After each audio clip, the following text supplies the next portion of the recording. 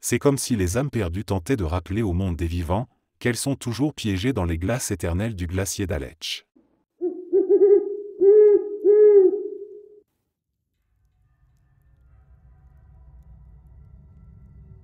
Nichée dans les montagnes suisses, la ville d'Andermatt est traversée par un pont qui a une réputation des plus sinistres, le pont du diable. Ce pont de pierre, suspendu au-dessus des gorges profondes de la Reuss, est le centre d'une légende vieille de plusieurs siècles. On raconte que ce pont fut construit avec l'aide du diable lui-même, et que chaque âme qui le traverse en sent encore la présence aujourd'hui. L'histoire commence au Moyen Âge, lorsque les habitants d'Andermatt cherchaient désespérément un moyen de traverser les gorges, qui étaient infranchissables lors des tempêtes ou des crues. Les tentatives de construire un pont avaient toutes échoué, les ouvriers étant incapables de stabiliser la structure à cause des conditions difficiles. Les villageois, à court de solutions, étaient prêts à tout pour trouver un moyen d'achever cette tâche impossible. C'est alors qu'un mystérieux étranger apparut au village.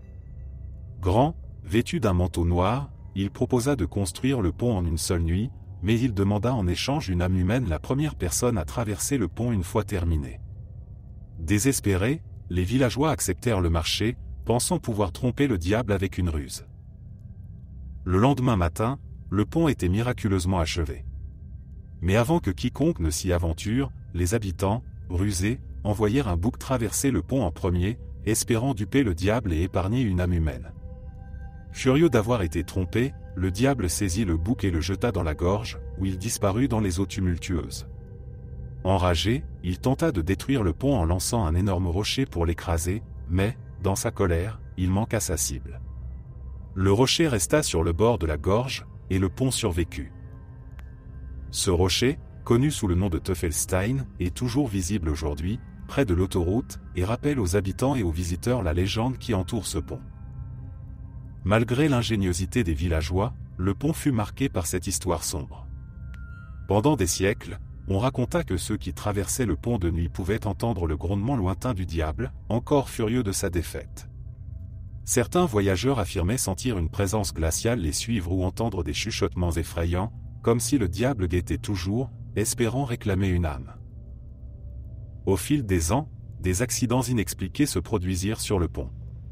Des charrettes basculèrent mystérieusement, des animaux se refusèrent à traverser, et plusieurs voyageurs disparurent sans laisser de traces après avoir tenté de franchir le pont au crépuscule. Les habitants commencèrent à éviter de l'emprunter la nuit, et il devint commun de voir des pèlerins réciter des prières avant de s'engager sur la structure, espérant repousser la malédiction qui y était associée. Le pont du diable a été reconstruit plusieurs fois au fil des siècles, notamment en raison des ravages causés par les intempéries et les guerres, mais chaque nouvelle version semble porter le même fardeau que la première. Les gens croient que la malédiction du diable persiste, quels que soient les matériaux ou les ingénieurs qui travaillent sur la structure. Même la modernité n'a pas réussi à effacer la sombre aura qui entoure ce lieu. Aujourd'hui, le pont est un site touristique populaire, mais la légende demeure. Certains visiteurs affirment encore ressentir une étrange sensation lorsqu'ils le traversent, une lourdeur dans l'air ou un frisson inexpliqué. D'autres affirment que par nuit de pleine lune, on peut entendre le bouc du diable, bêlant dans les gorges, rappelant la ruse des villageois et la colère du diable.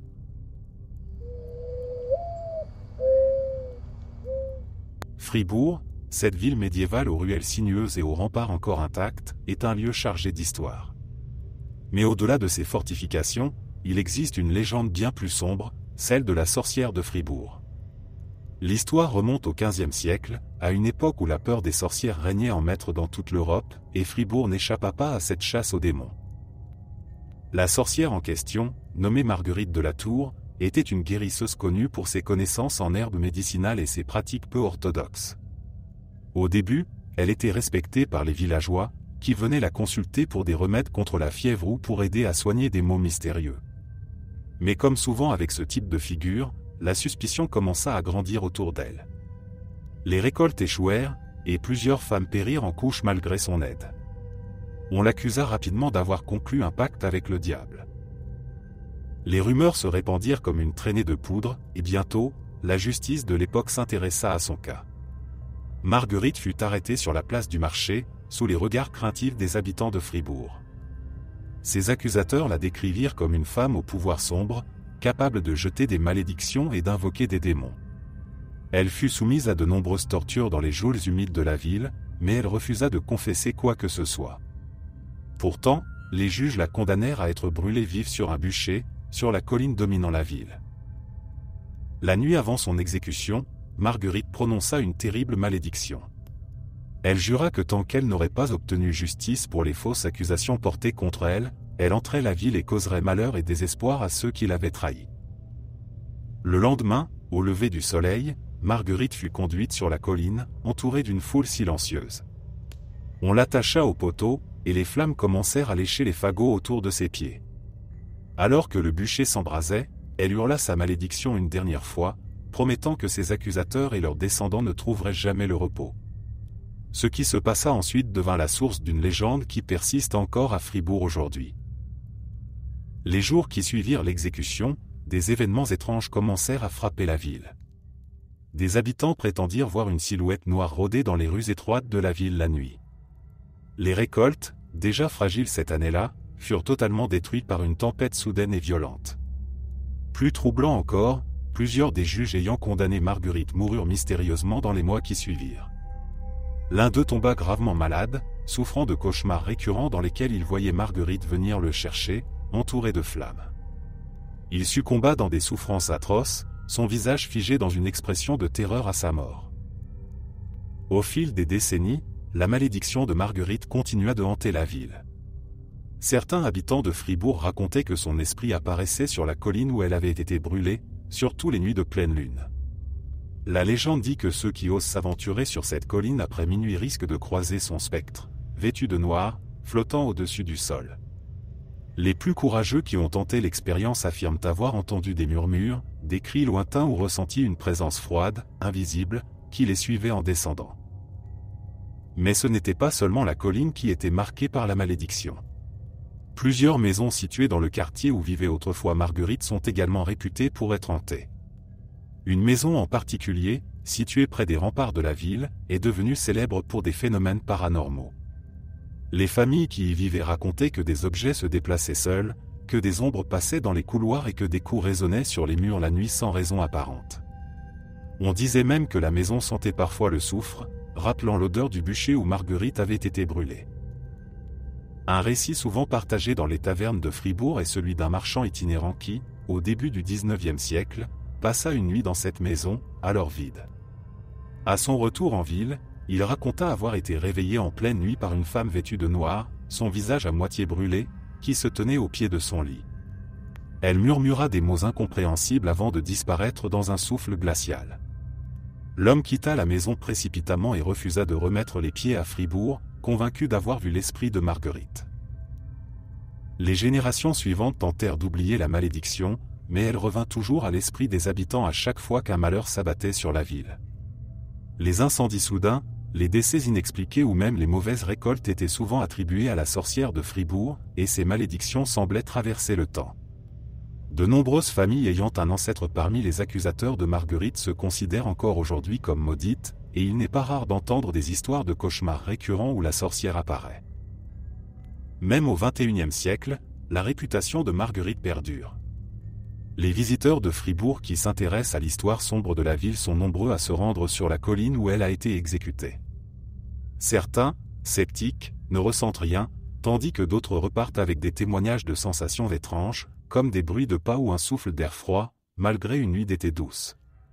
Les locaux, quant à eux, ne plaisantent jamais sur cette légende et évitent le sujet, convaincus que parler de Marguerite, c'est risquer d'attirer son esprit. Marguerite de la Tour, la sorcière de Fribourg, est devenue un symbole de la peur et de l'injustice de cette époque sombre. Son histoire continue de hanter les mémoires et les lieux, et, selon les dires, son âme tourmentée n'a jamais trouvé le repos, toujours à la recherche de vengeance contre ceux qui l'ont condamnée.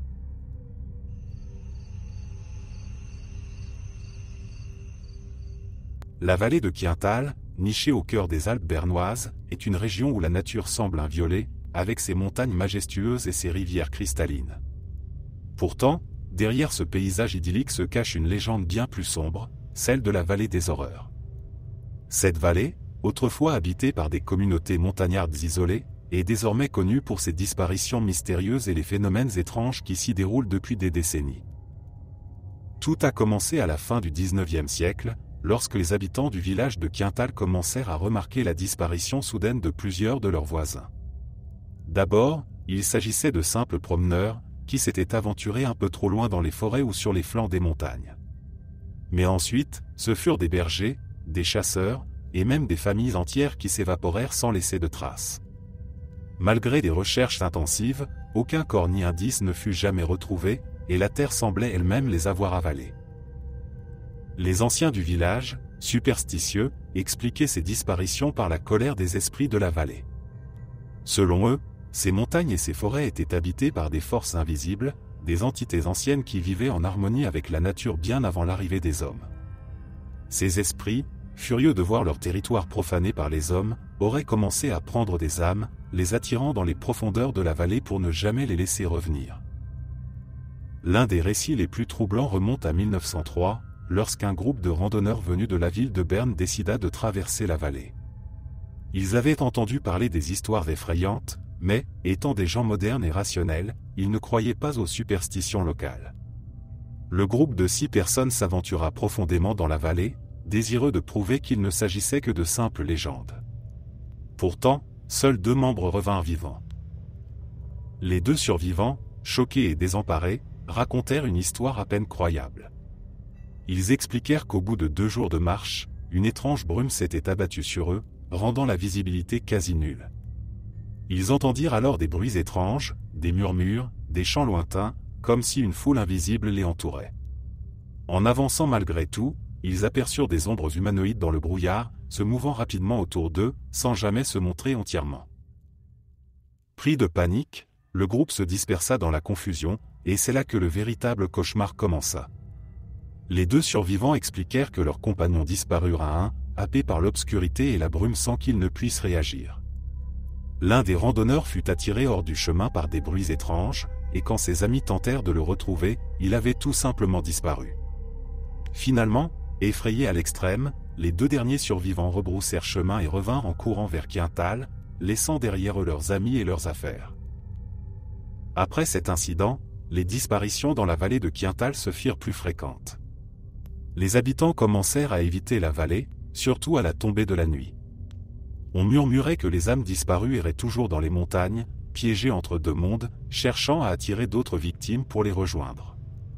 Certains affirmaient même que des lumières étranges pouvaient être vues au loin, au sommet des montagnes ou au fond des vallées, comme des feux follets guidant les imprudents vers une fin certaine. Dans les années 1950, un groupe de chercheurs en paranormal décida d'enquêter sur ces phénomènes. Armés de matériel de pointe pour l'époque, ils passèrent plusieurs semaines dans la vallée à chercher des preuves d'activité surnaturelle.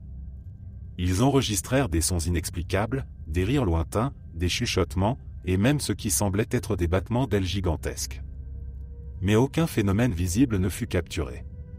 Ce qui marqua le plus l'un des chercheurs, ce fut le sentiment constant d'être observé, comme si des yeux invisibles les suivaient à chaque pas. Un membre de l'équipe devint si perturbé par cette sensation qu'il quitta le projet précipitamment, refusant de jamais y revenir. Le plus étrange dans cette vallée est qu'elle semble jouer avec la perception du temps et de l'espace. Des promeneurs affirment souvent se perdre soudainement, malgré un chemin bien balisé. Des heures entières peuvent s'écouler sans qu'ils ne s'en rendent compte, ou, au contraire, des portions de leur marche semblent ne durer que quelques minutes alors qu'elles devraient prendre des heures. Plusieurs cas de ce type ont été rapportés, mais aucune explication scientifique n'a été trouvée. Même aujourd'hui, la vallée des horreurs reste un lieu où beaucoup préfèrent ne pas s'aventurer. Les touristes de passage ne sont souvent pas conscients de la légende, mais les habitants des villages voisins conseillent toujours de respecter les lieux et de ne pas s'éloigner des sentiers. Les disparitions se sont raréfiées avec le temps, mais de temps en temps, un promeneur solitaire ne revient pas de sa randonnée. Et à chaque disparition, la légende de la vallée des horreurs reprend de plus belle. Certains disent que les esprits anciens continuent de veiller sur la vallée, en gardiens jaloux de leur domaine. D'autres parlent de phénomènes naturels encore inconnus, capables de jouer avec les sens humains. Mais, quelle que soit l'origine de ces mystères, une chose est certaine, la vallée de Quintal n'a pas livré tous ses secrets, et le voile qui la recouvre reste aussi épais et oppressant que la brume qui l'envahit à chaque automne.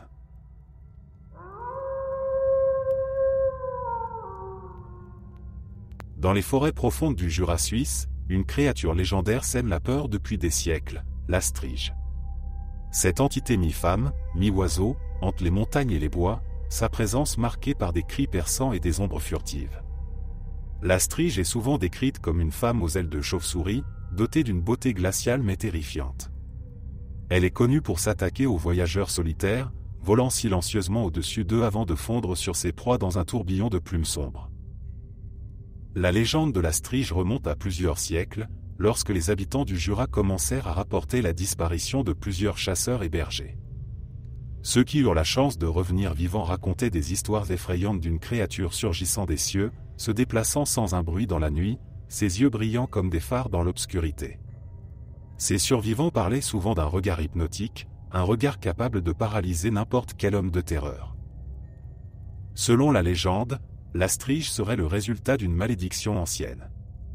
Une femme, rejetée par son village pour avoir pratiqué des arts occultes, aurait été condamnée à errer pour l'éternité sous cette forme monstrueuse.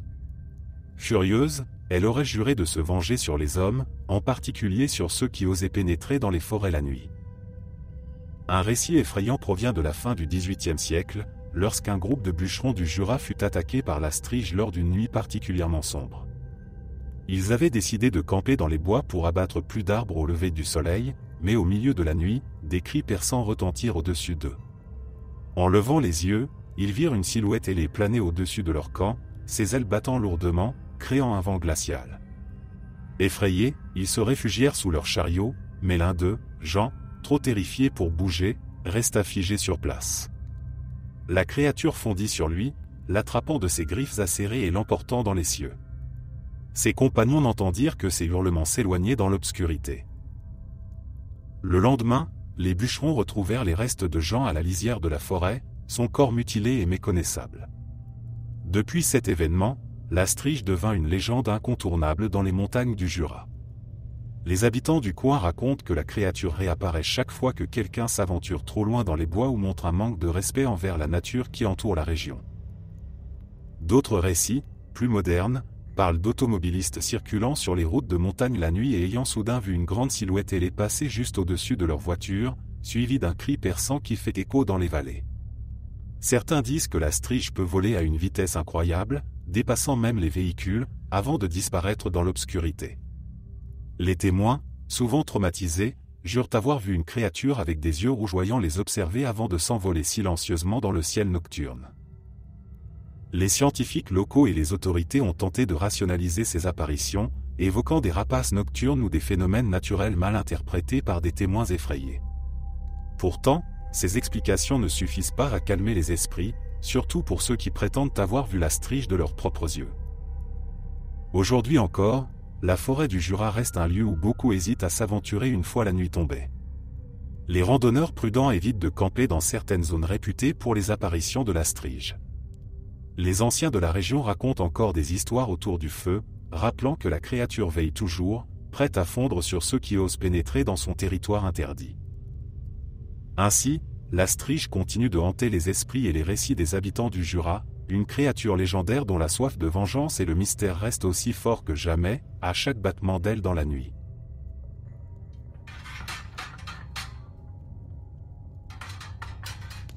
Le Mont Verita, situé au-dessus du lac majeur dans la région d'Ascona, est un lieu connu pour avoir été un centre spirituel et artistique au début du XXe siècle. Des artistes, des philosophes et des chercheurs de vérités alternatives s'y retrouvaient pour mener une vie en harmonie avec la nature, loin des conventions sociales. Pourtant, sous la surface paisible de cette colline, une légende persistante rôde, celle du revenant du Mont Verita. Dans les années 1920, la colline accueillait une communauté spirituelle composée de végétariens, de théosophes, de nudistes et d'anarchistes. Ils cherchaient à s'éloigner du matérialisme et des normes de la société, créant une sorte de paradis utopique où la méditation, l'art et la nature étaient au centre de leur vie. Cependant, tout ne se passa pas comme prévu. Parmi les membres de cette communauté, il y avait un homme, un mystique appelé Friedrich Bauer, qui devint obsédé par l'idée de transcender le corps et de communiquer avec les esprits. Bauer, un homme charismatique mais troublé, se fit rapidement une réputation de chef spirituel au sein du groupe. Il prétendait pouvoir entrer en contact avec des êtres d'un autre plan de réalité, et de plus en plus de membres de la communauté se tournèrent vers lui pour obtenir des réponses à leurs questions métaphysiques. Mais son influence grandissante finit par diviser le groupe. Certains membres pensaient que ces pratiques allaient trop loin et qu'ils mettaient en danger l'harmonie du Mont Verita. Un soir d'automne, Bauer organisa un rituel secret dans l'une des grottes du Mont Verita. Quelques disciples triés sur le volet l'accompagnèrent. Ce qui se passa cette nuit-là reste flou, mais au petit matin, Bauer fut retrouvé mort, son corps sans vie allongé dans la grotte, les yeux grands ouverts, figé dans une expression de terreur indescriptible. Les autres participants au rituel furent retrouvés errant autour de la colline, désorientés, incapables de se souvenir de ce qui s'était passé. L'autopsie de Bauer ne révéla aucune cause de décès évidente, et les autorités locales conclurent à un arrêt cardiaque dû au stress ou à un empoisonnement naturel. Mais ceux qui étaient proches de lui étaient convaincus que quelque chose de plus sinistre s'était produit cette nuit-là. Bauer aurait tenté de contacter des forces obscures qui échappaient à son contrôle, et c'est cela qui aurait provoqué sa mort.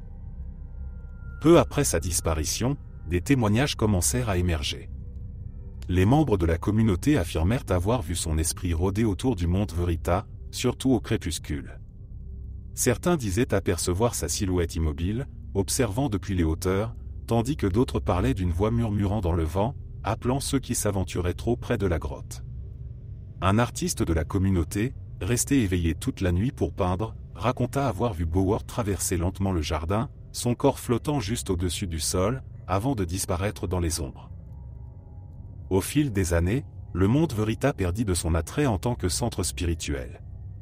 La communauté se disloqua progressivement, et le lieu devint un hôtel, accueillant des visiteurs venus chercher calme et nature. Pourtant, les histoires sur le revenant de Bauer ne disparurent jamais. Certains clients de l'hôtel, en particulier ceux qui séjournaient dans les chambres proches de la grotte, racontèrent avoir senti une présence oppressante, comme si quelqu'un les observait durant leur sommeil. D'autres rapportèrent des cauchemars récurrents, dans lesquels Bauer leur apparaissait, les guidant vers la grotte pour leur montrer quelque chose d'indescriptible, une vérité trop horrible à révéler. Dans les années 1960, un groupe d'enquêteurs paranormaux s'intéressa au cas du Mont Verita. Ils passèrent plusieurs nuits dans la grotte, tentant de capter des preuves de l'existence du revenant. Si aucune apparition n'apparut sur leurs appareils, ils rapportèrent tous une étrange sensation de malaise et de froid intense à proximité de la grotte, même en pleine journée. Certains affirmèrent même avoir entendu des murmures lointains, à peine audibles, semblables à des prières ou des chants incompréhensibles. Aujourd'hui, le Mont Verita est un lieu paisible, mais ceux qui connaissent l'histoire de Bauer évitent encore la grotte. Les guides touristiques mentionnent brièvement la légende aux visiteurs curieux, mais personne ne veut s'attarder sur ce sujet. Pourtant, si vous vous promenez seul sur les sentiers qui serpentent autour de la colline au coucher du soleil, il se peut que vous sentiez encore la présence de Friedrich Bauer, cherchant toujours à révéler les mystères qu'il n'a jamais pu découvrir de son vivant. Dans les montagnes escarpées et les vallées profondes du Valais, les habitants parlent d'une entité redoutée depuis des générations, le Togli. Ce n'est pas un être de chair et d'os, mais un esprit malveillant, une ombre capable de s'introduire dans la vie des gens, notamment pendant leur sommeil. Le Togli n'a pas de forme fixe. Parfois, il est décrit comme une ombre furtive, d'autres fois comme une brume oppressante qui s'immisce dans les chambres. Ce qui est certain, c'est qu'il ne laisse jamais une bonne impression derrière lui. Les habitants de la région partagent les récits de rencontres étranges avec ce démon nocturne depuis des siècles. Les nuits dans les vallées isolées peuvent être particulièrement sombres et silencieuses, parfaites pour que les esprits comme le Togli se manifestent. Parmi les histoires les plus connues, celle de la famille Berthelot a longtemps marqué les esprits. Il y a près de 70 ans, cette famille habitait une vieille ferme située à flanc de montagne, loin de tout. Un soir d'hiver, alors que la tempête faisait rage à l'extérieur, ils décidèrent de se coucher tôt. Mais au milieu de la nuit, les enfants se mirent à crier, réveillant leurs parents en sursaut. Leur fils aîné, Jacques, était recroquevillé dans son lit, tremblant de peur. Il raconta qu'il avait senti une présence froide, comme une main glacée, qui lui caressait le visage. Sa sœur cadette, quant à elle, affirma avoir vu une ombre qui se déplaçait dans la pièce sans bruit, avant de disparaître sous son lit. Le père, sceptique, mit ses frayeurs sur le compte du mauvais temps et des courants d'air, mais les enfants restèrent inconsolables. Les nuits suivantes, les phénomènes se reproduisirent. Des objets étaient déplacés, les portes claquaient sans raison, et chaque membre de la famille ressentait une étrange oppression dans la poitrine lorsqu'il tentait de s'endormir. C'est alors qu'un vieil homme du village leur conseilla de répandre de la cendre sur le sol pour piéger l'esprit. Il leur expliqua que c'était sûrement le Togli qui s'était pris d'intérêt pour leur maison. Ils suivirent ce conseil, et la nuit suivante, des traces de pas minuscules, presque impossibles à discerner, apparurent dans la cendre. Les anciens du village affirmaient qu'il n'y avait pas de moyen certain de se débarrasser du Togli, mais qu'il pouvait être tenu à distance en suspendant des croix en bois au-dessus des lits ou en plaçant une paire de chaussures à l'envers près de la porte. Ces méthodes, bien que dérisoires aux yeux de certains, semblaient apaiser les membres de la famille. Peu à peu, les manifestations diminuèrent, mais la peur ne quitta jamais vraiment la maison. Encore aujourd'hui, des fermes isolées dans le Valais continuent de rapporter des événements similaires. Les enfants se réveillent en hurlant, affirmant avoir vu des ombres se glisser dans leurs chambres, tandis que des bruits de pas résonnent dans les couloirs alors que personne ne semble être éveillé. Les histoires varient, mais un point commun demeure, une atmosphère oppressante et une angoisse indicible accompagnent toujours les présences du Togli. Les superstitions perdurent, et bien que le Valais soit aujourd'hui une région moderne et développée, les habitants préfèrent encore éviter de discuter du Togli ouvertement, de peur de l'attirer à nouveau. Après tout, certains disent qu'il rôde toujours, attendant patiemment, prêt à semer la terreur dans les nuits sombres de ceux qui osent oublier sa présence.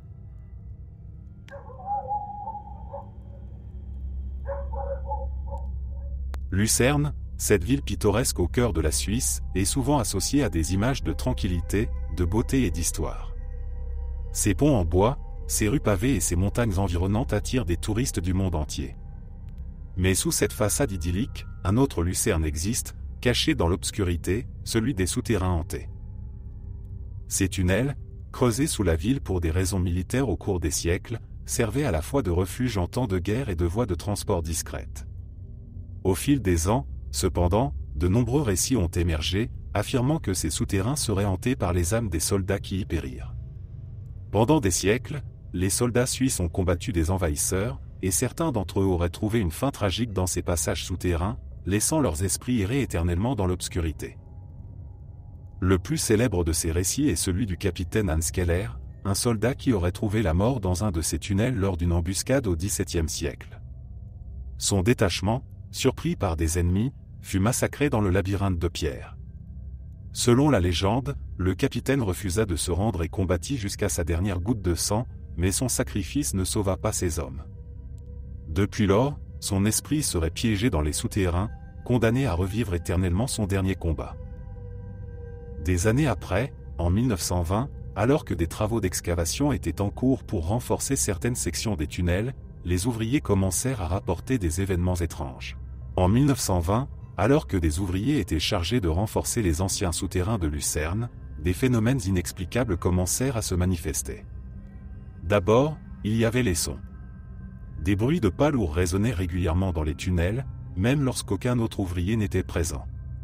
Certains d'entre eux affirmaient avoir entendu des murmures incompréhensibles, des voix graves et rauques chuchotant dans l'obscurité, comme si plusieurs hommes discutaient au loin, mais sans jamais pouvoir comprendre leurs paroles. Le premier incident marquant survint lorsque Jacob, un jeune ouvrier, se perdit dans l'un des tunnels en fin de journée. Ses collègues, inquiets de ne pas le voir revenir, partirent à sa recherche. Après plusieurs heures, ils le retrouvèrent recroquevillé dans un coin sombre, tremblant de peur.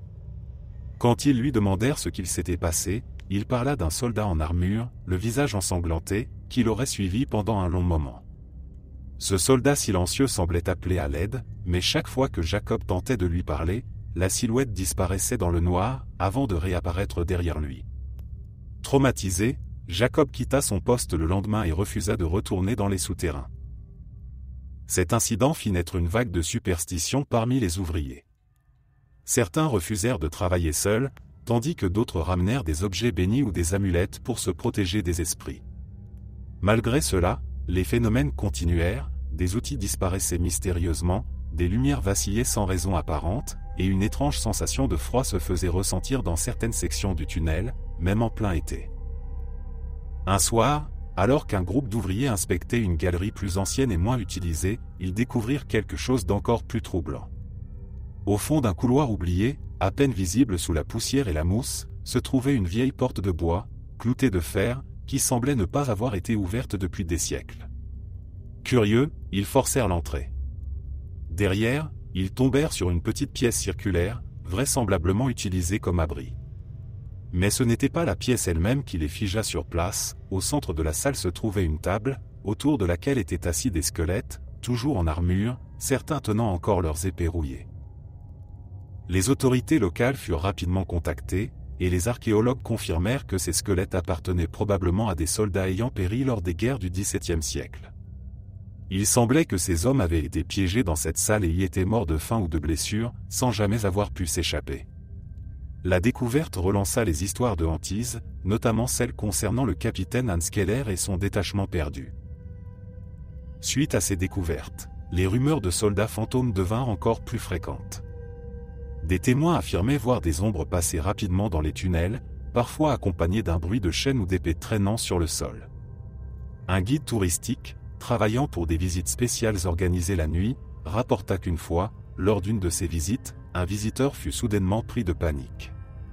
Il affirma avoir vu un soldat mutilé, son visage à moitié brûlé, le regard fixe et accusateur, juste derrière lui. L'homme quitta immédiatement la ville, jurant de ne plus jamais revenir. Même aujourd'hui, les souterrains de Lucerne conservent cette réputation sinistre. Des historiens et des enquêteurs paranormaux y sont régulièrement invités pour tenter de comprendre les phénomènes, mais aucune explication rationnelle n'a jamais été trouvée. Les habitants de Lucerne eux-mêmes ne parlent pas souvent de ces souterrains, sauf pour déconseiller d'y entrer seul ou après la tombée de la nuit.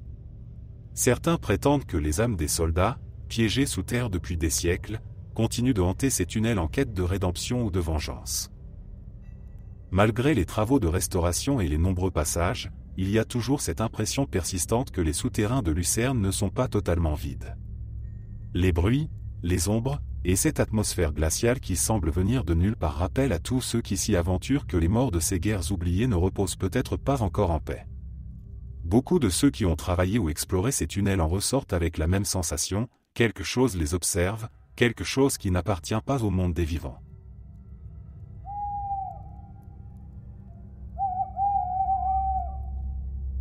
Dans les Alpes suisses, l'aiguille du Midi se dresse comme un géant majestueux, défiant le ciel avec ses sommets enneigés. Bien que prisée des alpinistes et des touristes, cette montagne est également entourée d'une légende sombre, une ombre mystérieuse qui aurait conduit plusieurs alpinistes à leur perte. Depuis des décennies, ceux qui tentent l'ascension parlent d'une silhouette noire, une présence insaisissable qui rôderait dans les parages, observant en silence avant de frapper au moment le plus inattendu. Cette légende a pris racine à la fin du XIXe siècle, lorsqu'un groupe d'alpinistes expérimentés disparut sans laisser de traces lors d'une expédition. Les recherches furent infructueuses, et leur absence resta un mystère. Plusieurs années plus tard, un autre groupe d'alpinistes rapporta avoir aperçu quelque chose d'étrange à mi-chemin du sommet, une ombre indistincte qui se mouvait rapidement sur les rochers, malgré l'absence d'autres grimpeurs autour. Les descriptions de cette ombre sont toutes similaires. Elle est grande, noire, et se déplace à une vitesse irréaliste. Certains disent l'avoir vu les suivre, montant le long des crêtes abruptes à une distance rassurante, puis soudainement s'approcher de manière inquiétante. Ce qui est encore plus terrifiant, c'est que ceux qui ont croisé cette ombre ont souvent été victimes d'accidents peu de temps après. En 1923, un alpiniste suisse du nom de Martin Vogel entreprit l'ascension de l'aiguille du Midi avec 2 compagnons. Ils étaient bien préparés, connaissant les dangers de la montagne, mais ce jour-là, quelque chose d'étrange se produisit. Alors qu'il grimpait, Martin sentit une présence étrange derrière lui. Au début, il pensa que c'était simplement son esprit qui lui jouait des tours à cause de la fatigue.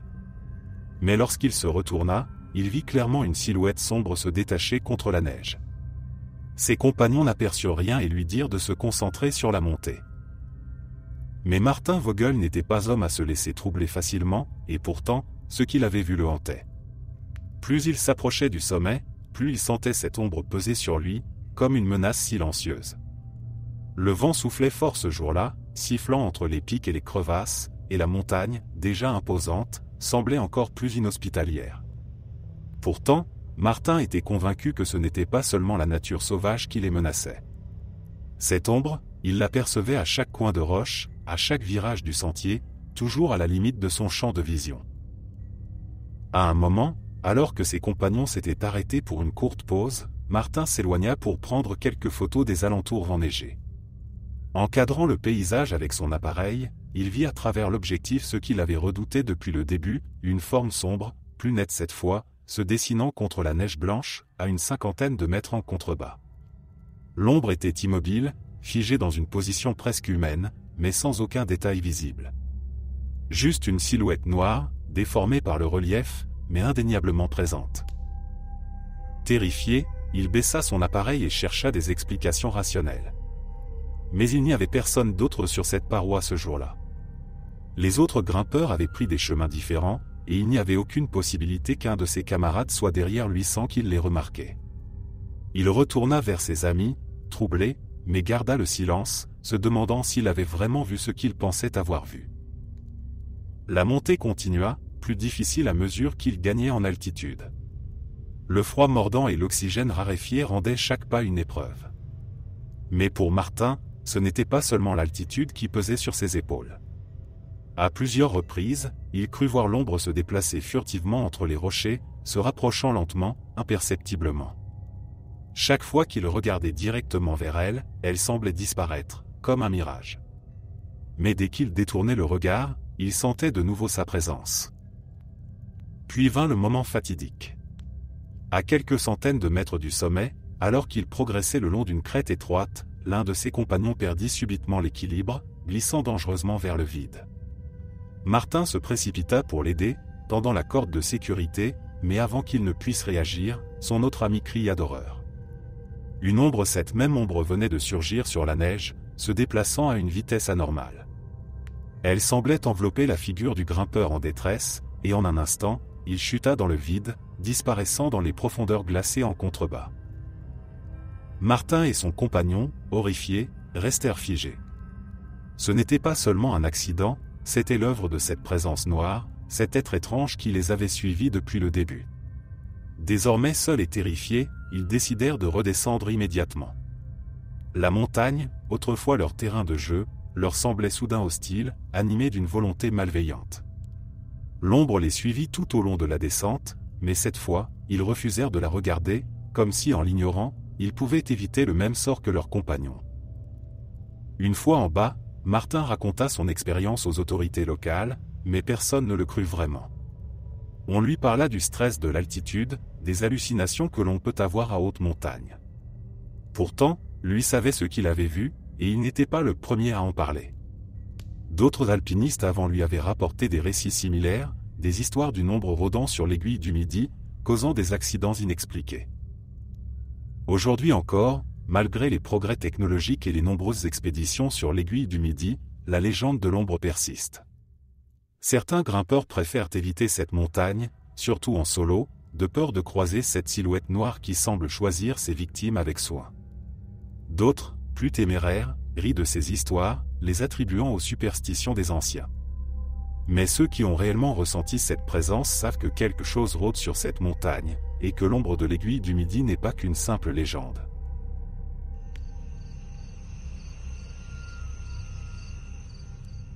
Depuis des siècles, les eaux sombres et calmes du lac de Neuchâtel renferment un mystère qui effraie autant qu'il fascine les riverains, la légende d'un monstre, un être gigantesque vivant dans les profondeurs.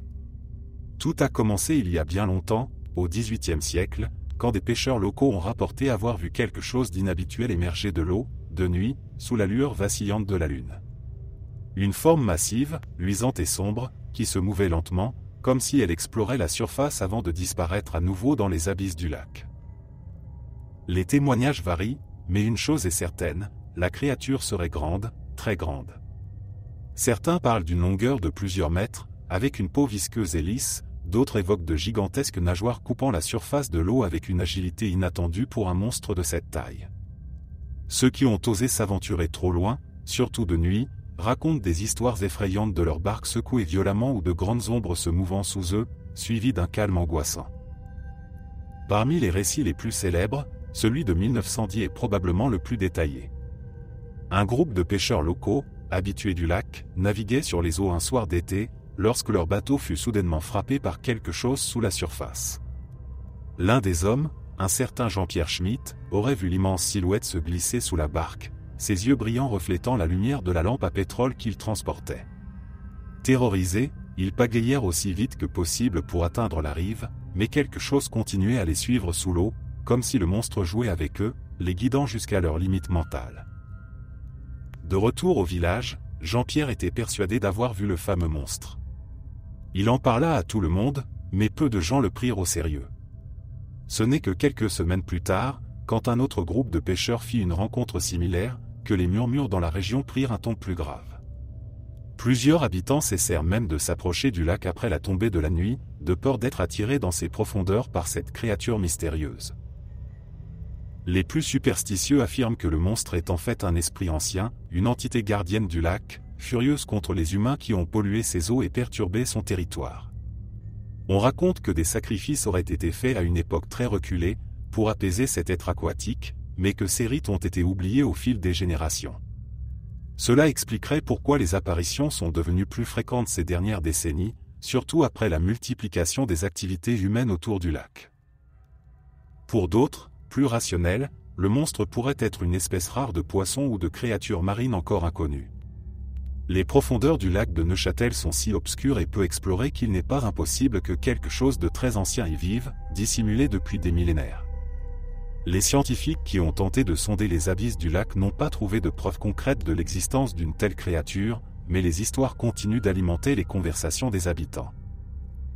Plus récemment, en 2005, un couple de touristes a prétendu avoir aperçu une grande forme sombre lors d'une promenade en bateau, leur histoire rappelant étrangement celle du passé. Ils racontent que la créature semblait les suivre à distance, se déplaçant lentement dans l'eau avant de plonger dans les profondeurs. Le couple a réussi à prendre une photo floue, mais l'image n'a jamais pu prouver l'existence du monstre de manière concluante. Cependant, l'incident a ravivé la légende, incitant plusieurs amateurs de mystère à tenter leur chance et à traquer le monstre du lac.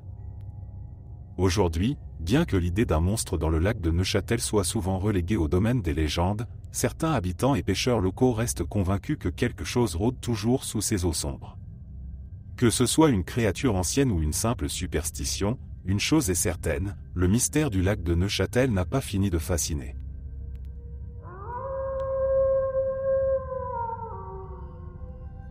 L'Emmental, célèbre pour ses collines verdoyantes, ses vastes forêts et ses fermes isolées, est aussi le théâtre d'une légende bien plus terrifiante. Celle d'un être mystérieux, ni tout à fait homme ni tout à fait bête, qui rôde dans les bois épais de cette région. Cet être, appelé simplement l'homme des bois, serait une créature sauvage qui s'attaque aux voyageurs solitaires ou aux bergers imprudents, particulièrement à la tombée de la nuit. La légende de l'homme des bois remonte au Moyen Âge, lorsque les habitants de l'Emmental commencèrent à rapporter des disparitions inexpliquées. Des bergers laissés seuls pour surveiller les troupeaux disparaissaient, ne laissant derrière eux que leurs outils éparpillés ou des traces de lutte dans la boue. Le bétail, quant à lui, était retrouvé mutilé ou complètement disparu. Les villageois commencèrent à parler d'une créature des forêts, un homme sauvage qui aurait vécu dans les montagnes pendant des décennies, s'alimentant de chair crue et terrifiant quiconque osait s'aventurer trop loin dans les bois. Parmi les récits les plus glaçants, celui d'un chasseur du nom de Klaus est encore raconté dans les fermes de la région. Klaus, un homme robuste et expérimenté, était réputé pour sa connaissance des bois. Un soir, alors qu'il traquait un cerf près d'une ancienne forêt à la frontière de la vallée, il aperçut une silhouette étrange entre les arbres. Ce qu'il vit d'abord lui parut être un homme, mais en s'approchant, il réalisa que la créature était bien plus grande, avec des traits déformés, une peau recouverte de poils épars et des yeux rouges, brillant dans l'obscurité. Klaus, figé par la stupeur, resta un moment immobile, observant cette créature qui se mouvait avec une agilité et une rapidité surprenantes pour sa taille massive. L'homme des bois semblait traquer quelque chose, mais Klaus ne pouvait discerner quoi. Il était trop loin pour entendre les bruits qui l'accompagnaient, mais il ressentait une tension palpable dans l'air, comme si la forêt elle-même retenait son souffle. Puis, sans crier gare, la créature se retourna brusquement, fixant Klaus de ses yeux flamboyants, comme si elle avait senti sa présence à travers la distance et l'obscurité. Klaus, un homme de grande bravoure, sentit pour la première fois la peur le saisir au plus profond de lui-même. Instinctivement, il recula, mais son pied heurta une branche morte qui craqua bruyamment sous son poids. Ce bruit fit réagir immédiatement l'homme des bois, qui se mit à courir dans sa direction avec une vitesse terrifiante. Klaus, réalisant qu'il ne pourrait pas combattre une telle créature, tourna les talons et se mit à courir pour sauver sa vie. Il courut à travers les arbres, la créature à ses trousses, ses pas lourds résonnant derrière lui. Chaque seconde, Klaus sentait cette présence se rapprocher. Il savait que, s'il trébuchait, c'en serait fini de lui. L'homme des bois le poursuivait avec une ténacité animale, ne semblant jamais fatigué. Klaus se rappela alors qu'il y avait un vieux pont de bois plus bas dans la vallée. Il se dit que s'il parvenait à le franchir, il pourrait peut-être semer la créature dans les collines, où la végétation devenait plus dense et difficile à traverser. Miraculeusement, Klaus atteignit le pont. En jetant un coup d'œil derrière lui, il vit la créature s'arrêter à la lisière des arbres, comme si elle hésitait à quitter la forêt. Ses yeux rouges brillaient dans la nuit, fixant Klaus avec une intensité presque humaine. Puis, sans un son, l'homme des bois recula lentement dans l'ombre des arbres, disparaissant aussi furtivement qu'il était apparu. Klaus atteignit enfin la sécurité de son village, le souffle court, le cœur battant à tout rompre. Quand il raconta son histoire, personne ne voulut d'abord le croire. On lui dit qu'il avait probablement vu un grand ours ou un animal sauvage, et que la fatigue l'avait poussé à imaginer le reste. Mais Klaus savait ce qu'il avait vu, et il n'était pas le seul. D'autres chasseurs avaient déjà entendu parler de cette créature, mais rares étaient ceux qui avaient survécu pour en témoigner. Au fil des ans, les récits de rencontres avec l'homme des bois de l'Emmental se multiplièrent. Certains bergers racontaient que, lors de nuits particulièrement sombres, ils voyaient une grande silhouette rôder près des pâturages, les observant silencieusement. Les anciens de l'Emmental expliquaient que l'homme des bois n'était pas une simple bête sauvage, mais un être maudit. D'après les légendes, il s'agirait d'un homme autrefois rejeté par son village pour avoir commis des crimes atroces. Condamné à vivre en exil, il se serait réfugié dans les montagnes où, isolé du monde des hommes, il aurait perdu peu à peu son humanité, se transformant en une créature mi-homme, mi-bête. Les légendes racontent que quiconque croise son chemin dans les bois risquerait d'être dévoré ou emmené dans les profondeurs de la forêt, pour ne plus jamais revenir. Certains villageois disent avoir vu des traces étranges sur le sol, des empreintes de pas plus grandes que celles d'un homme ordinaire, mêlées à des marques de griffes. Les chiens de chasse, habituellement courageux, refusaient souvent de s'aventurer dans certaines parties de la forêt, grognant ou se mettant à hurler sans raison apparente. Ce comportement alimentait encore plus la peur des habitants, qui évitaient soigneusement les forêts de l'Emmental à la nuit tombée. Les bergers, eux, furent particulièrement affectés par la légende. Ils rapportaient régulièrement des disparitions de moutons ou de chèvres, trouvant parfois les restes mutilés de leurs animaux au petit matin, comme si une créature féroce s'était abattue sur leur troupeau. Certains témoignèrent avoir aperçu l'homme des bois à la lisière des pâturages, debout, les observant silencieusement avant de se fondre dans l'obscurité des bois. Dans les années 1950, un incident particulièrement troublant renforça la peur autour de la légende. Un jeune garçon du village, qui s'était aventuré trop loin dans les bois avec ses amis, disparut mystérieusement. Ses compagnons, affolés, revinrent en courant au village, racontant qu'ils avaient vu une grande silhouette les poursuivre à travers la forêt. Malgré des recherches intensives, le corps du garçon ne fut jamais retrouvé, et l'affaire reste un mystère non résolu à ce jour. Les parents de l'enfant, dévastés, quittèrent le village peu de temps après, mais la peur persista. Depuis cet événement tragique, les habitants de l'Emmental évitent soigneusement de s'aventurer seuls dans les forêts environnantes, surtout à la tombée de la nuit. Les enfants sont mis en garde contre l'homme des bois, et certains fermiers jurent encore aujourd'hui que la créature rôde toujours, observant depuis les ombres des arbres, prête à s'emparer de ceux qui s'égarent trop loin. Aujourd'hui encore, la légende de l'homme des bois de l'Emmental continue de hanter l'imaginaire collectif de la région. Si certains considèrent cette histoire comme une simple superstition destinée à éloigner les enfants des dangers de la forêt, d'autres restent convaincus que quelque chose de plus sombre habite ces bois. Les disparitions inexpliquées et les témoignages effrayants qui continuent de circuler ne font que renforcer le mystère, laissant planer une atmosphère de crainte et de respect autour de ces forêts.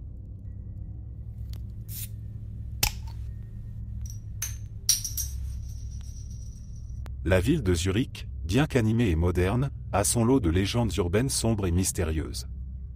L'une des plus anciennes et des plus terrifiantes est celle de la Dame Rouge.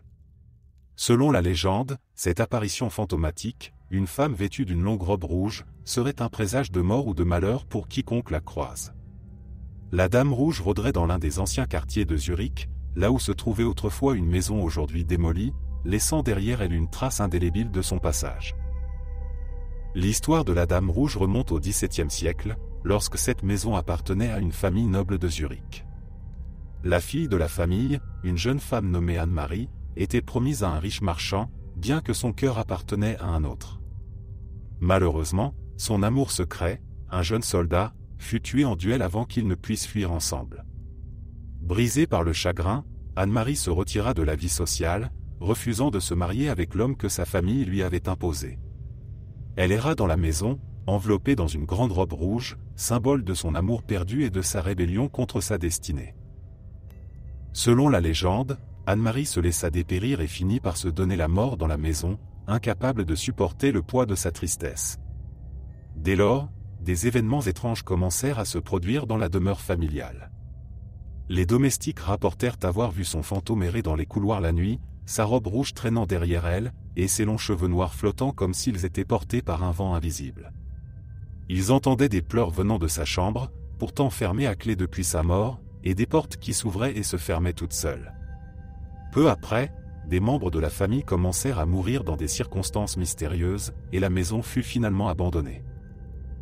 Au fil du temps, la maison devint un sujet de peur dans le quartier, et personne n'osait s'en approcher à la nuit tombée. Des générations de Zurichois racontèrent avoir vu une silhouette rouge passer devant les fenêtres désertées, comme si l'esprit d'Anne-Marie continuait d'errer, incapable de trouver la paix. Finalement, au début du XXe siècle, la maison fut démolie pour faire place à un bâtiment moderne. Mais même après sa destruction, les récits de la Dame Rouge ne s'arrêtèrent pas. En 1931, un ouvrier chargé de la démolition raconta une histoire qui choqua ses collègues. Alors qu'il travaillait tard dans la soirée, il aperçut une femme vêtue de rouge debout au milieu des ruines, les yeux rivés sur lui. Pensant qu'il s'agissait d'une intruse, il s'approcha pour lui demander de partir. Mais à mesure qu'il s'avançait, la silhouette se dissipa dans l'air, laissant derrière elle une étrange odeur de rose fanée. Traumatisé par cette vision, l'ouvrier quitta son emploi peu de temps après, convaincu qu'il avait vu le fantôme d'Anne-Marie. Les années passèrent, et même si la maison avait disparu, la Dame Rouge ne semblait pas prête à abandonner ses errances. Des témoins rapportèrent l'avoir vue marcher dans les rues environnantes, en particulier les soirs de pleine lune. Un couple de jeunes mariés, revenant d'un bal en 1952, aperçut une femme en robe rouge traversant lentement la rue devant eux. Intrigués par cette silhouette élégante mais anachronique, ils la suivirent sur quelques mètres, mais lorsqu'elle tourna au coin d'une rue, elle avait disparu sans laisser de traces. Le couple, perplexe, apprit plus tard qu'une maison hantée se dressait autrefois à cet endroit, et ils firent le lien avec la légende de la Dame Rouge. Plus récemment, dans les années 1990, un agent de sécurité nocturne patrouillant dans le quartier où se trouvait autrefois la maison maudite affirma avoir ressenti une présence oppressante en passant près du site. Il raconta avoir vu une ombre rouge floue dans le reflet d'une vitre, mais lorsqu'il se retourna pour vérifier, il ne trouva personne. Pourtant, la sensation de froid intense qui l'accompagnait ne s'estompa pas. Il quitta rapidement la zone, affirmant plus tard à ses collègues qu'il avait rencontré quelque chose d'étrange cette nuit-là. Aujourd'hui, le site où se trouvait la maison maudite est un quartier animé, mais la légende de la Dame Rouge persiste dans les mémoires. Bien que beaucoup considèrent ces histoires comme de simples superstitions, des personnes continuent d'affirmer avoir aperçu une femme en rouge, marchant lentement dans les rues à la nuit tombée, souvent suivie par une série de malheurs. Certains disent que ceux qui la croisent subissent des accidents, des pertes financières, ou d'autres drames personnels peu de temps après.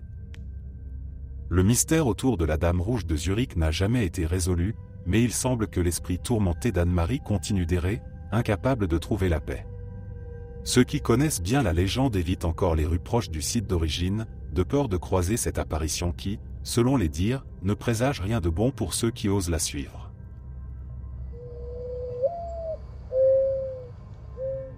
La vieille ville de Lausanne, avec ses ruelles pavées et ses bâtiments historiques, abrite une cathédrale imposante, la cathédrale de Lausanne, connue non seulement pour son architecture gothique magnifique mais aussi pour une légende sinistre, celle de la Dame Blanche. Cette apparition fantomatique, aperçue par plusieurs témoins à travers les siècles, est réputée pour annoncer la mort ou un grand malheur à ceux qui ont le malheur de la croiser. L'histoire de la Dame Blanche remonte au Moyen Âge. Une jeune femme du nom d'Agnès vivait dans la ville, promise à un homme influent et riche, mais dont elle n'était pas amoureuse. Son cœur appartenait à un autre, un jeune moine de la cathédrale, avec qui elle entretenait une liaison secrète. Malheureusement, leur amour interdit fut découvert, et pour punir Agnès de sa trahison, son fiancé la fit enfermer dans une tour située non loin de la cathédrale, où elle dépérit de tristesse et de désespoir. La légende raconte que, lors de la nuit la plus froide de l'hiver, Agnès s'échappa de sa cellule, vêtue d'une simple robe blanche, et erra jusqu'à la cathédrale, espérant y trouver refuge. Mais son fiancé, fou de rage, la rattrapa avant qu'elle ne puisse entrer dans la maison de Dieu. Il la tua sans pitié, juste devant les portes de la cathédrale, avant de disparaître lui-même mystérieusement. Depuis cette nuit tragique, on dit qu'Agnès, sous la forme d'une dame blanche, revient hanter la cathédrale, principalement au crépuscule ou à l'aube. Plusieurs visiteurs et gardiens ont affirmé l'avoir vue, flottant silencieusement dans les corridors sombres de l'église, ses longs cheveux blonds encadrant un visage triste, et ses yeux vides témoignant de la douleur éternelle qu'elle endure. Parmi les récits les plus troublants, celui de l'un des gardiens de la cathédrale, Antoine, est souvent évoqué. En 1935, alors qu'il effectuait une ronde tardive, Antoine fut attiré par des bruits de pas résonnant dans les couloirs vides. Pensant qu'un visiteur s'était égaré, il suivit les échos jusqu'à la nef centrale. C'est là qu'il l'aperçut pour la première fois. Une silhouette blanche, presque translucide, se déplaçait lentement le long des colonnes imposantes. Elle ne semblait pas marcher, mais plutôt flotter, ses pieds à peine visibles sous sa robe immaculée. Antoine, pétrifié, regarda la figure s'approcher de l'autel avant de disparaître dans l'obscurité des chapelles latérales. Terrifié, il s'enfuit en courant, mais ce n'était pas la dernière fois qu'il la verrait. Quelques semaines plus tard, alors qu'il discutait de cet incident avec ses collègues, l'un d'eux mentionna avoir entendu des histoires similaires dans le passé, toujours liées à des événements tragiques. Ce soir-là, Antoine apprit qu'un accident mortel avait eu lieu dans la ville juste après sa première rencontre avec la Dame Blanche. Depuis ce jour, beaucoup croient que l'apparition d'Agnès est un avertissement. Chaque fois qu'elle est vue, quelque chose de malheureux suit inévitablement. On raconte qu'elle pleure toujours son amour perdu, et que son esprit, incapable de trouver la paix, continue de hanter la cathédrale en quête de rédemption ou de vengeance. Certains disent même que son ancien fiancé, responsable de sa mort, serait lui aussi piégé dans un autre plan de la cathédrale, condamné à errer dans l'ombre pour l'éternité, sans jamais pouvoir la rejoindre. Les touristes qui visitent Lausanne aiment entendre cette histoire, souvent racontée par les guides avec un ton mystérieux. Pourtant, peu osent rester tard dans la cathédrale une fois la nuit tombée, de peur d'apercevoir cette figure blanche aux yeux vides. La Dame Blanche est devenue une partie de l'identité de la ville, un rappel que même les endroits sacrés peuvent être le théâtre de tragédies éternelles.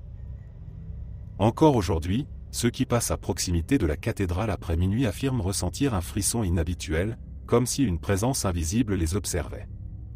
Et pour les plus superstitieux, il est fortement déconseillé de s'aventurer dans la nef centrale après le coucher du soleil, de peur de croiser le regard perçant et désespéré de la Dame Blanche.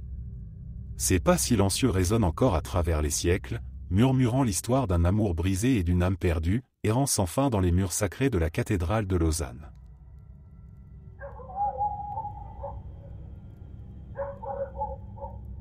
Au cœur de la vallée de Joux, dans le Jura suisse, le lac de Joux s'étend, calme et majestueux, entouré de montagnes boisées. Mais sous la surface tranquille de ces eaux se cache une légende sombre, celle de la bête du lac, un monstre mystérieux qui hante les profondeurs depuis des siècles.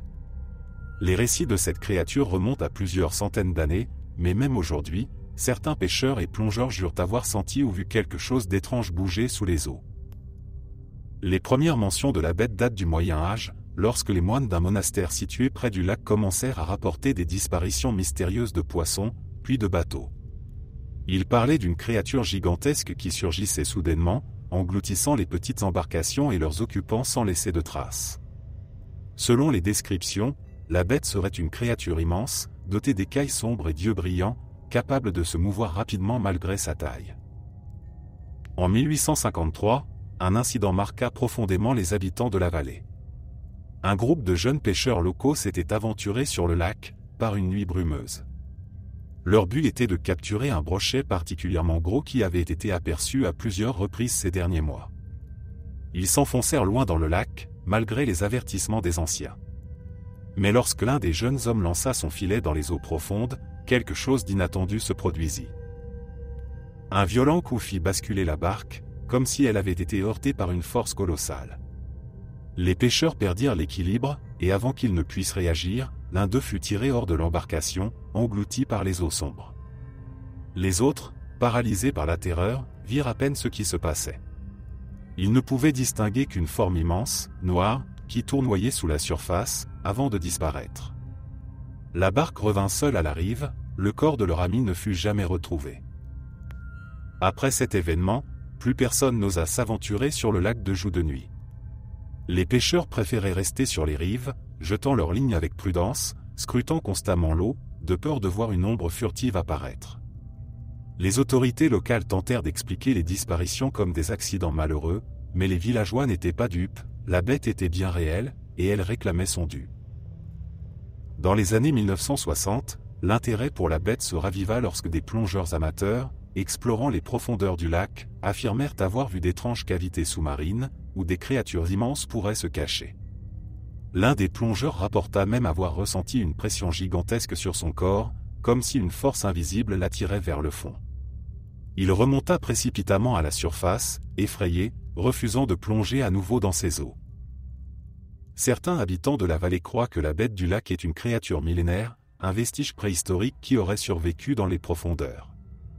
D'autres pensent qu'il s'agit d'une malédiction liée à la région, un esprit ancien en colère contre ceux qui troublent la paix de ces eaux. Quoi qu'il en soit, le mystère persiste.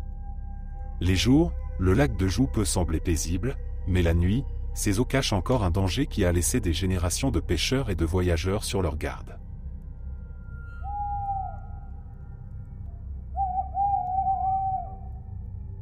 Le château de Chillon, perché majestueusement sur les rives du lac Léman, est l'un des châteaux les plus célèbres de Suisse. Connu pour sa beauté et son histoire riche, il renferme aussi un sombre secret. Depuis des siècles, le château est dit hanté par les âmes des prisonniers qui y ont été enfermés, torturés, et parfois tués dans ces donjons glacés. Des légendes locales racontent que leurs esprits n'ont jamais quitté les lieux. L'un des fantômes les plus célèbres est celui de François Bonivard, un prisonnier politique du XVIe siècle, incarcéré pendant si longues années dans les profondeurs du château. Bien que libéré vivant, il est dit que son esprit, marqué à jamais par la douleur et l'isolement, hante toujours les sombres corridors du château.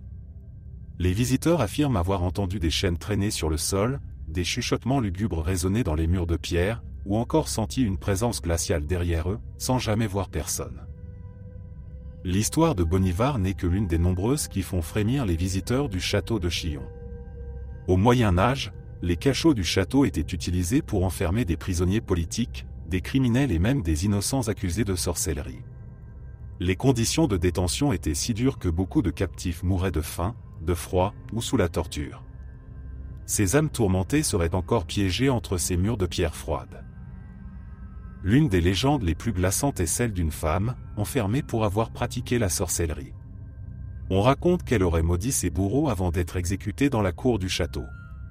Depuis, plusieurs gardiens et visiteurs affirment avoir vu une silhouette féminine errer dans les couloirs à la tombée de la nuit, une lumière pâle autour d'elle, comme un halo spectral. Ceux qui ont croisé son chemin disent qu'ils ont ressenti une soudaine chute de température, suivie d'un sentiment de malaise profond. Au XIXe siècle, un groupe d'ouvriers, travaillant à la restauration du château, fit face à des événements inexplicables. Ils rapportèrent avoir entendu des cris lointains venant des cachots, mais en s'y rendant, ils ne trouvèrent rien. L'un des ouvriers affirma même avoir vu une silhouette enchaînée assise dans un coin sombre, mais quand il s'approcha, la figure disparut sans laisser de traces. Terrifié, il quitta son poste le lendemain et ne revint jamais. Une autre histoire, souvent partagée lors des visites nocturnes du château, est celle d'un groupe de touristes qui, en 1985, participa à une visite guidée des donjons. L'un d'eux, prenant des photos, captura une image étrange, une ombre humaine, bien distincte, se tenait dans l'une des cellules. Ce qui frappa le groupe, c'est qu'il n'y avait personne dans la cellule au moment de la photo. Les experts qui examinèrent l'image furent incapables de fournir une explication logique à ce phénomène. Les couloirs étroits et les pièces sombres du château de Chillon semblent retenir les traces du passé. Plusieurs témoignages parlent de bruits de pas résonnants dans les escaliers, alors que personne n'y marche, ou encore de murmures incompréhensibles qui semblent sortir des murs. Certains affirment même avoir vu des ombres traverser les coursives rapidement, comme des âmes cherchant désespérément à s'échapper de leur prison éternelle. La salle de torture, en particulier, est un endroit que beaucoup évitent. Là-bas, les instruments utilisés autrefois pour arracher des aveux sont toujours exposés, et certains visiteurs disent avoir ressenti un poids oppressant sur leur poitrine en entrant. Une légende raconte qu'un ancien bourreau du château, connu pour sa cruauté, aurait été maudit par ses victimes. Désormais, son esprit errait dans cette salle, incapable de trouver le repos. Même le personnel du château, souvent sceptique, a admis avoir vécu des expériences étranges. Un gardien, travaillant de nuit, a raconté que lors de sa ronde habituelle, il entendit soudain une voix chuchoter son nom. En se retournant, il vit une ombre passer furtivement à travers les murs. Bien qu'il n'ait pas cru aux fantômes auparavant, il refusa ensuite de faire ses rondes seul dans cette partie du château. Aujourd'hui encore, le château de Chillon attire des chasseurs de fantômes du monde entier, désireux de capter des preuves de ces esprits errants. Des séances de spiritisme y ont même été organisées, bien que les résultats soient toujours troublants. Certains parapsychologues affirment que le château, en raison de son passé chargé de souffrances, serait un lieu d'ancrage pour les esprits. Ils pensent que les événements tragiques qui s'y sont déroulés ont laissé une empreinte indélébile, que le temps ne peut effacer. Pour ceux qui visitent le château de Chillon, l'expérience est souvent marquée par une atmosphère étrange. Les pierres froides, le silence pesant, et les souvenirs invisibles d'un passé sanglant semblent habiter chaque coin du château. Et si vous avez la chance ou la malchance de croiser une ombre fugace ou d'entendre un murmure venu de nulle part, vous saurez que les légendes du château de Chillon ne sont peut-être pas que des histoires pour effrayer les touristes.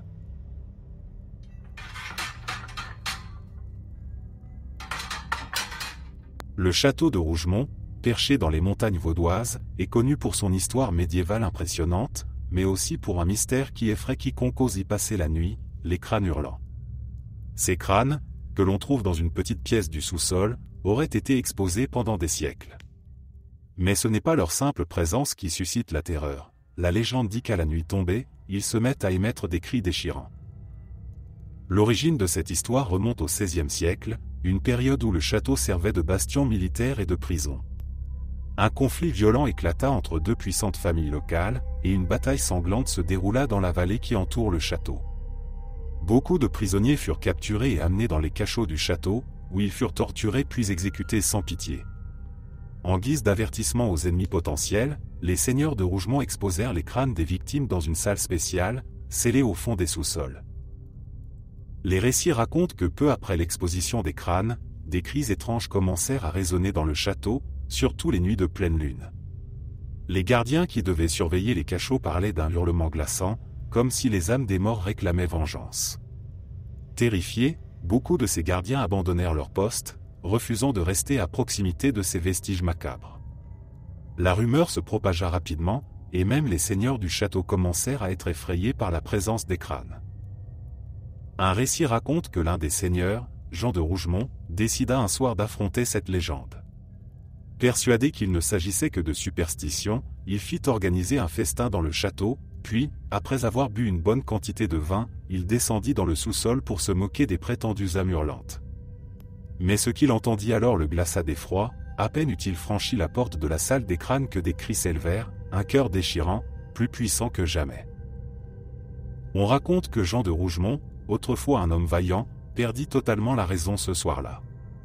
Il fut retrouvé le lendemain matin, prostré dans un coin de la salle, balbutiant des paroles incohérentes sur des voix et des ombres. Il vécut ses derniers jours enfermé dans une cellule de son propre château, incapable de se remettre de ce qu'il avait entendu cette nuit-là. Depuis cet incident, personne n'osa plus entrer dans la salle des crânes après la tombée de la nuit. Le mystère des crânes hurlants ne s'éteignit pas avec le temps. Au fil des siècles, d'autres propriétaires du château firent des tentatives pour sceller la salle ou retirer les crânes, espérant ainsi apaiser les esprits. Mais chaque fois que quelqu'un tentait de déplacer ces crânes, des accidents mystérieux se produisaient. Des ouvriers tombaient soudainement malades ou mouraient dans des circonstances inexplicables, et les objets déplacés finissaient toujours par réapparaître dans la salle, comme si une force invisible les ramenait à leur place. Dans les années 1800, un archéologue anglais du nom de Thomas Winslow visita le château dans l'espoir de résoudre le mystère. Fasciné par les légendes locales, il demanda l'autorisation d'examiner les crânes de plus près. Les propriétaires, eux-mêmes terrifiés par cette histoire, furent heureux de lui accorder l'accès à la salle, espérant qu'il trouverait une explication rationnelle. Mais quelques jours après avoir commencé ses recherches, Winslow quitta brusquement le château en pleine nuit, affirmant que les cris des crânes l'avaient poursuivi jusque dans ses rêves. Il quitta la Suisse, jurant de ne plus jamais mettre les pieds dans un lieu hanté. Aujourd'hui, le château de Rougemont est un lieu touristique, mais rares sont ceux qui osent visiter les sous-sols. Les guides locaux aiment raconter l'histoire des crânes hurlants aux visiteurs, et il n'est pas rare de voir des personnes frémir en entendant parler des cris qui, selon la légende, résonnent encore dans les murs la nuit. Quelques touristes curieux ont tenté de filmer ou d'enregistrer les sons, mais à ce jour, personne n'a réussi à capter quoi que ce soit de tangible. Pourtant, ceux qui ont passé la nuit dans le château jurent que des bruits étranges continuent d'émaner des profondeurs, comme des murmures, ou parfois, des hurlements lointains. Certaines personnes locales croient que les âmes des prisonniers ne reposeront jamais en paix, tant que leur histoire n'aura pas été entendue et reconnue. Pour les plus superstitieux, la salle des crânes est maudite, et toute personne qui s'en approche trop près court le risque d'être marquée par les cris des morts, condamnés à entendre leurs hurlements pour l'éternité.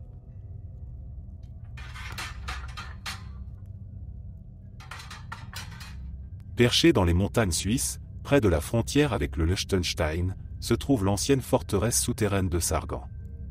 Construit pendant la Seconde Guerre mondiale, le bunker avait pour mission de protéger la Suisse contre une invasion étrangère.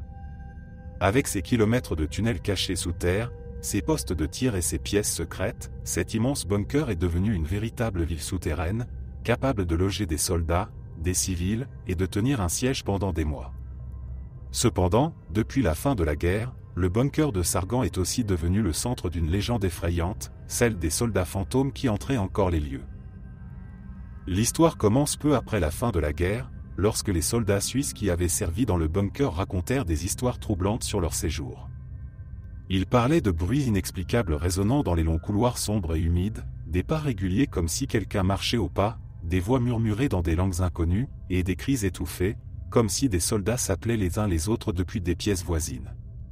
Certains affirmaient même avoir vu des ombres passer rapidement dans les couloirs déserts, mais, chaque fois qu'ils vérifiaient, il n'y avait personne. Ces phénomènes furent attribués à l'épuisement et à la tension nerveuse, mais les récits persistèrent, particulièrement parmi les soldats de garde la nuit.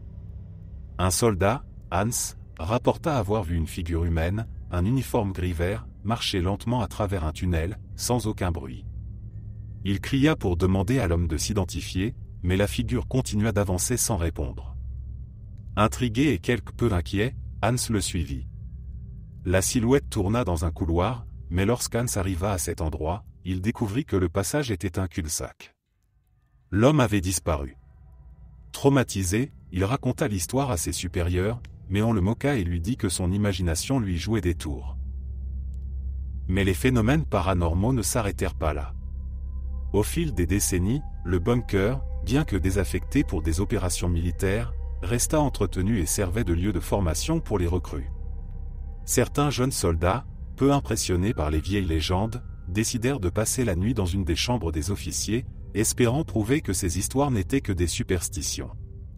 Cependant, à peine avaient-ils éteint les lumières qu'ils entendirent des chuchotements, comme si quelqu'un discutait juste derrière la porte.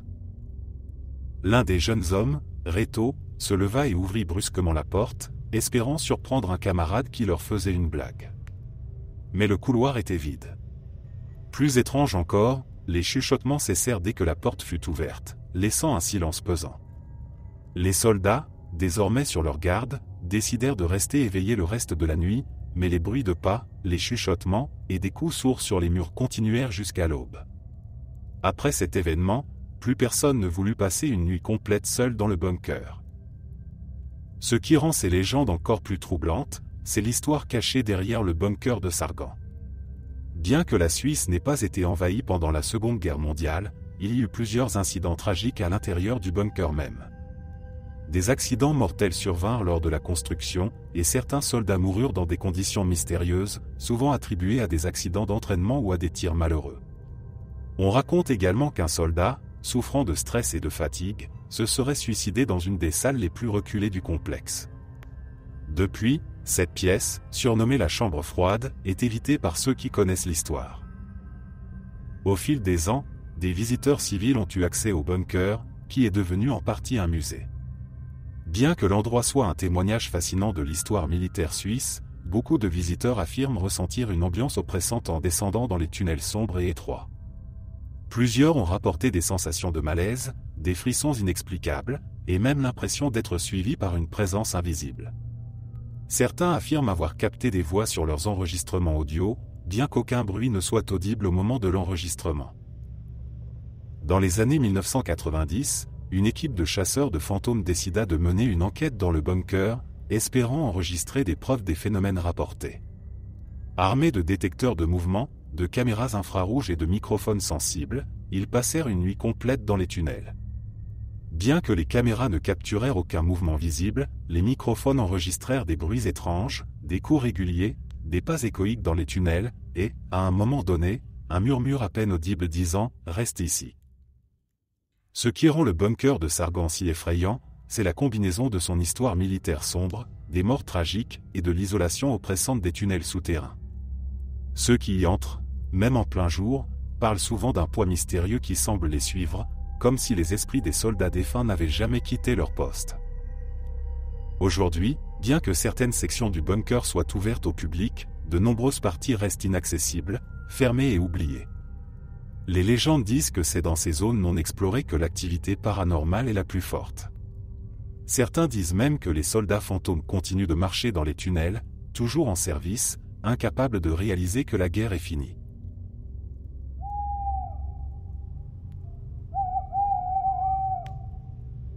La gare de Genève, un carrefour de voyageurs venus du monde entier, est un lieu qui ne semble pas propice aux légendes de fantômes.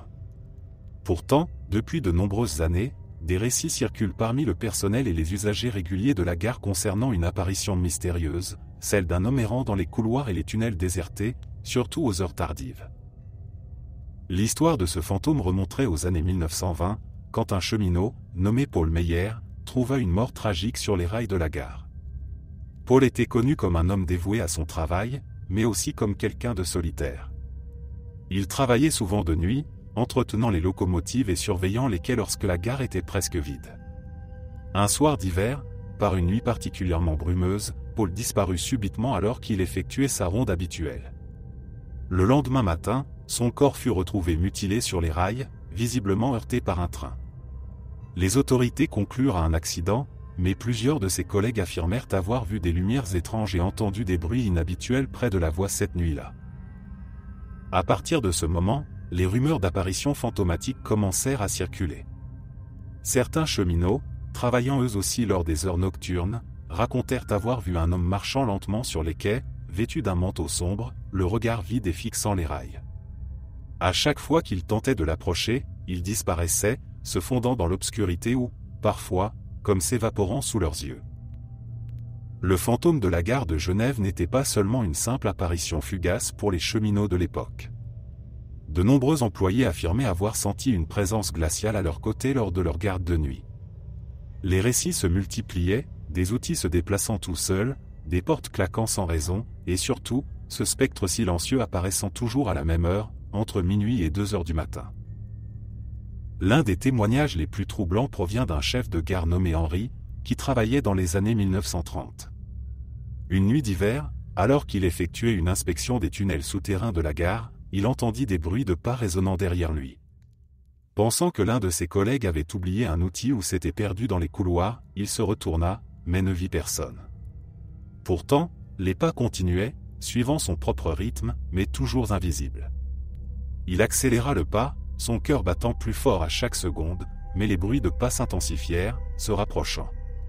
Soudain, au bout du tunnel, il aperçut une silhouette floue, comme une ombre humaine, qui se tenait debout, immobile, sur les rails. Henri s'avança prudemment, mais à quelques mètres de cette figure, elle disparut dans l'obscurité. Secoué, il quitta précipitamment la gare et refusa de revenir travailler de nuit. Les années passèrent, et la légende du fantôme de Paul Meyer continua de se transmettre entre les générations d'employés de la gare. Certains cheminots, plus sceptiques, considéraient ces récits comme des contes pour effrayer les nouveaux arrivants. Pourtant, plusieurs incidents mystérieux survenus au fil des ans ne firent que renforcer la croyance en la présence spectrale de Paul. Des trains s'arrêtaient brusquement sans raison apparente, des systèmes de signalisation dysfonctionnaient de manière inexplicable, et certains voyageurs affirmaient même avoir vu une silhouette fantomatique se déplacer sur les quais déserts, juste avant de prendre un train tardif. Dans les années 1970, un groupe de chercheurs en phénomènes paranormaux fut invité à enquêter sur ces mystérieuses apparitions. L'équipe passa plusieurs nuits à surveiller la gare, en particulier les tunnels et les quais où Paul Meyer avait trouvé la mort. Bien qu'ils n'aient pas capté d'apparitions claires, ils rapportèrent une série de phénomènes étranges, des baisses soudaines de température dans des zones spécifiques de la gare, des perturbations électromagnétiques, et surtout, un enregistrement audio où l'on pouvait entendre des bruits de pas, suivis d'un léger murmure, presque inaudible, comme une voix venant de loin. Les voyageurs réguliers de la gare, quant à eux, ont également rapporté des expériences étranges. Un jeune homme, étudiant à Genève, raconta avoir vu, un soir tard, un homme en manteau sombre, les yeux vides, fixant intensément les rails comme s'il attendait un train qui ne venait jamais. Curieux, il s'approcha pour lui parler, pensant que l'homme était perdu ou désorienté. Mais avant qu'il n'ait pu dire quoi que ce soit, l'homme disparut sous ses yeux, se dissolvant dans l'air comme une brume légère. Un autre témoignage provient d'une femme âgée qui prit l'habitude de prendre le dernier train pour rendre visite à sa fille. Elle déclara avoir aperçu plusieurs fois un homme assis seul sur un banc du quai 3, l'air triste, les mains croisées sur ses genoux, comme s'il attendait quelqu'un. Elle remarqua qu'à chaque fois qu'elle le voyait, il disparaissait dès qu'elle clignait des yeux. Inquiète, elle décida d'en parler à un employé de la gare qui lui expliqua calmement qu'il s'agissait probablement de Paul Meyer, le cheminot décédé, et que son apparition n'était pas malveillante, mais plutôt celle d'une âme perdue, piégée dans la routine de son ancien métier. Encore aujourd'hui, le fantôme de la gare de Genève fait partie du folklore local. Certains visiteurs nocturnes, après avoir entendu l'histoire, se promènent volontairement sur les quais tard le soir, espérant apercevoir cette figure spectrale. Les employés de la gare, quant à eux, parlent rarement de ce fantôme avec des étrangers, mais beaucoup admettent avoir ressenti cette présence étrange à un moment ou un autre de leur carrière.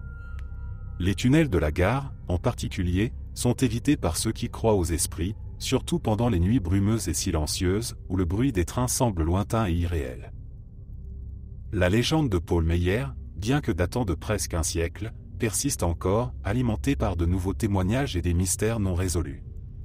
La gare de Genève, qui voit passer des milliers de voyageurs chaque jour, abrite en son sein une ombre silencieuse, un rappel constant des tragédies du passé, et un mystère que la modernité n'a pas encore réussi à dissiper.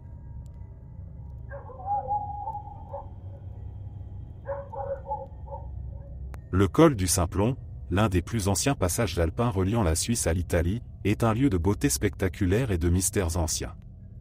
Parmi les légendes les plus effrayantes associées à ce col, celle de l'homme sans visage est particulièrement troublante. Les voyageurs qui traversent ce col, en particulier lors des nuits froides et brumeuses, affirment avoir vu une silhouette errer le long de la route montagneuse. Cet homme étrange est toujours décrit de la même manière, vêtu d'un long manteau sombré, plus terrifiant encore, sans visage discernable. La première mention de cette apparition remonte au début du XIXe siècle, à une époque où le col du Simplon était un passage dangereux, souvent balayé par des tempêtes et envahi par des bandits. Un marchand italien, traversant le col à cheval, aurait été l'un des premiers à rapporter cette vision effrayante. Lors d'une nuit glaciale, alors qu'il avançait péniblement à travers une épaisse brume, il aperçut une silhouette humaine debout sur le bord de la route. Pensant qu'il s'agissait d'un voyageur égaré, il s'arrêta pour proposer son aide. Mais lorsqu'il s'approcha, il découvrit avec horreur que l'homme n'avait ni yeux, ni bouche, ni nez, seulement une surface lisse et pâle à la place de son visage. Terrorisé, le marchand fouetta son cheval et s'enfuit à toute allure, jurant de ne plus jamais emprunter le col. Au fil des ans, les récits de l'homme sans visage se multiplièrent. Certains voyageurs affirmaient le voir marcher lentement le long du chemin, comme s'il errait sans but, tandis que d'autres racontaient qu'il apparaissait soudainement au milieu de la route, les obligeant à s'arrêter brusquement. Ce qui est le plus troublant, c'est que l'homme ne semble jamais interagir avec ceux qui le voient. Il ne parle pas, ne bouge pas brusquement, mais reste là, immobile, observant d'un visage sans trait, avant de disparaître aussi soudainement qu'il est apparu. Certains chercheurs pensent que cette apparition pourrait être liée aux nombreuses tragédies qui ont marqué l'histoire du col du Simplon. Les tempêtes de neige, les avalanches, et les attaques de brigands étaient monnaie courante à l'époque, et de nombreux voyageurs y ont trouvé la mort. Une théorie avance que l'homme sans visage serait l'esprit d'un homme assassiné sur le col, condamné à errer sans repos, son visage ayant été effacé comme un symbole de son anonymat dans la mort. Un témoignage particulièrement glaçant vient d'un chauffeur routier suisse, qui en 1985, traversait le col lors d'une nuit de brouillard dense. Alors qu'il roulait à une vitesse réduite en raison des conditions difficiles, il aperçut dans ses phares une silhouette se tenant au milieu de la route. Pensant qu'il s'agissait d'un piéton en danger, il s'arrêta et descendit de son camion pour lui venir en aide. Mais en s'approchant, il réalisa avec horreur que la figure n'avait aucun visage. Elle restait immobile, à quelques mètres de lui. Le chauffeur, paralysé par la peur, recula lentement jusqu'à son camion et repartit sans jamais se retourner. Des groupes d'amateurs de paranormal ont tenté d'enquêter sur ces apparitions mystérieuses. Certains disent avoir ressenti une présence oppressante sur le col, en particulier la nuit, tandis que d'autres affirment avoir vu l'homme sans visage au loin, à peine visible dans le brouillard, avant qu'il ne disparaisse dans l'obscurité. Aucun enregistrement concret n'a cependant été obtenu, et les explications rationnelles manquent. Ce qui ajoute à la terreur de cette légende, c'est l'incertitude qui l'entoure. Pourquoi cette apparition n'a-t-elle pas de visage? Est-elle le reflet d'une âme en peine, oubliée de tous, ou bien une manifestation d'un traumatisme ancien lié aux nombreux dangers du col? Les habitants des villages voisins, bien qu'habitués aux histoires de fantômes et de créatures des montagnes, évitent d'évoquer l'homme sans visage, de peur d'attirer son attention. Aujourd'hui, malgré les routes modernisées et les tunnels sécurisés, certains automobilistes continuent de rapporter des rencontres troublantes avec cette silhouette énigmatique. Les histoires racontent que, par les nuits de brouillard ou pendant les tempêtes de neige, l'homme sans visage apparaît toujours au bord de la route, attendant. Peut-être cherche-t-il à retrouver son identité perdue, ou simplement à rappeler aux vivants qu'il existe des forces, dans ces montagnes anciennes, que l'on ne peut ni comprendre ni apaiser.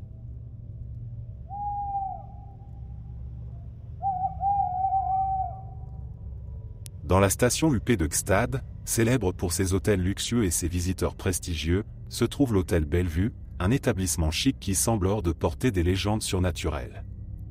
Pourtant, cet hôtel est le théâtre d'une activité paranormale qui, depuis des années, trouble à la fois les clients et le personnel.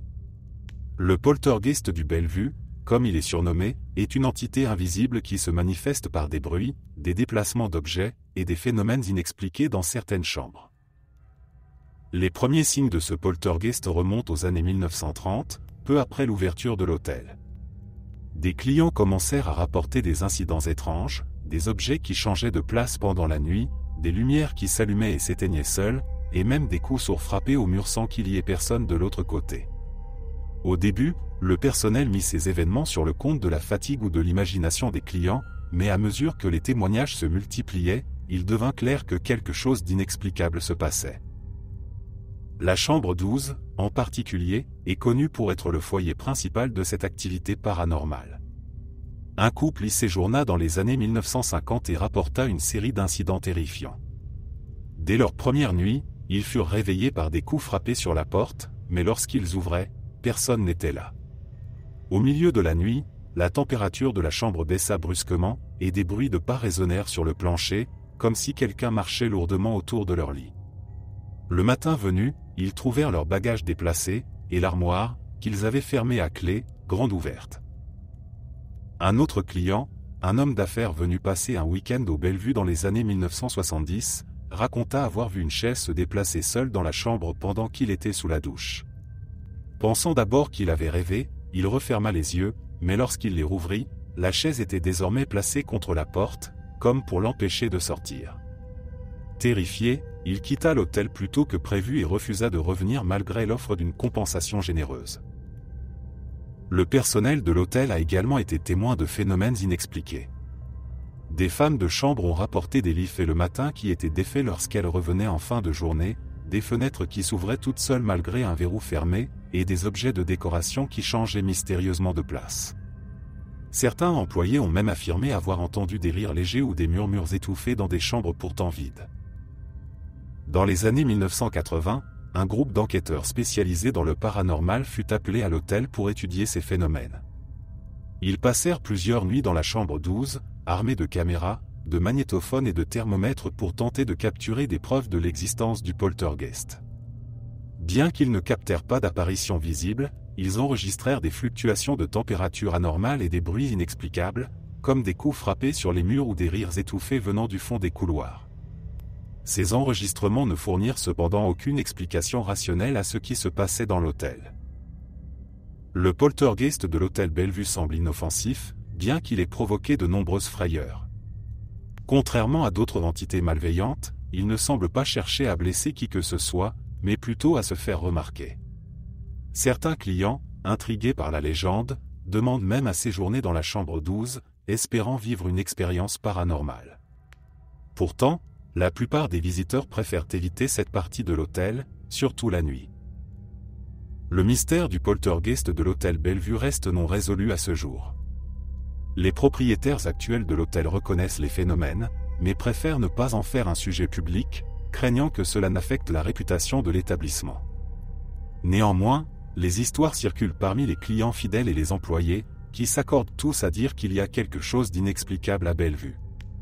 Pour les sceptiques, ce ne sont que des coïncidences ou des bruits dus à la vieille structure du bâtiment, mais pour ceux qui ont vécu ces expériences de première main, il ne fait aucun doute qu'une présence invisible rôde encore dans les couloirs.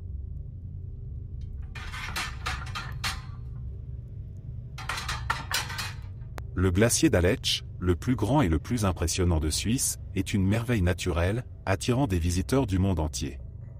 Pourtant, au-delà de sa beauté glacée, le glacier est aussi le théâtre d'une légende effrayante, le chant des morts.